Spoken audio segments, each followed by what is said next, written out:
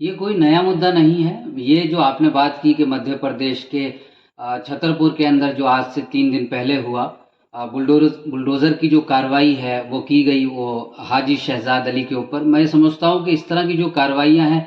इससे पहले देखा होगा कि बहुगिनती के अंदर जो है यूपी के अंदर हमने देखा, आसाम के अंदर देखा, और बहुत सारे सूबे जो जिनके अंदर बीजेपी की हुक्मरानी है उसके अंदर उन्होंने एक अपना एक नया तरीका ईजाद कर लिया है कि वो लोगों को इंसाफ देने का एक गैर कानूनी तरीका, जिसे मैं कहूँगा, और गैर संवैधानिक तरीका जो है बीजेपी की जो सरकारें हैं जहाँ जहाँ पर उन्होंने अपना लिया है। मैं ये समझता हूँ कि अगर हाजी शहजाद अली किसी मामले में आरोपी हैं, मुलजिम हैं, तो उन्हें जो है यकीनी तौर पर सज़ा मिलनी चाहिए। और हम इसके खिलाफ नहीं है कि आप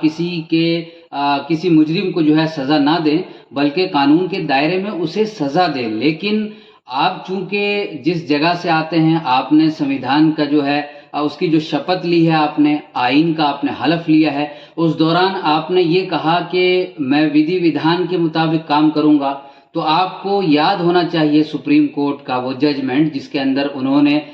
दिल्ली जो है डेमोलिशन के बाद ये कहा था कि अब कोई भी जो है, चाहे वो बीजेपी की सरकार हो या कांग्रेस की सरकार हो, वो बुलडोजर की कार्रवाई जो है वो नहीं कर सकती। लेकिन उसके बावजूद छतरपुर के अंदर आपने देखा कि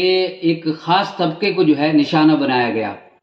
आखिर क्या वजह है कि इस मुल्क के अंदर इस तरह के नए नए तरीकों को ईजाद किया जा रहा है और लोग इसे फख्र से कहते हैं। जो बीजेपी शासित जो राज्य हैं उनके अंदर ये बात कही जाती है, अगर आपने कोई भी किसी भी आरोप को जो है किया, तो हम जो है उसके नतीजे में जो है आपका घर ढा देंगे, उसको डेमोलिश कर देंगे, अब बुलडोज़र की कार्रवाई हो जाएगी। यानी कि एक तरह से जिस चीज़ को जो है हमारा संविधान जो कह रहा है कि ये चीज़ गलत है, सुप्रीम कोर्ट के जो जजेज हैं वो ये कह रहे हैं कि ये चीज़ गलत है, लेकिन उसके बावजूद जो है आप उसको उस सिलसिले को जो है लगातार आगे बढ़ा रहे हैं। तो मैं ये समझता हूँ कि इस तरह की जो कार्रवाई है वो बिल्कुल जो है काबिल मजम्मत है, अति निंदनीय है। और मैं national human rights social justice front के देश भर के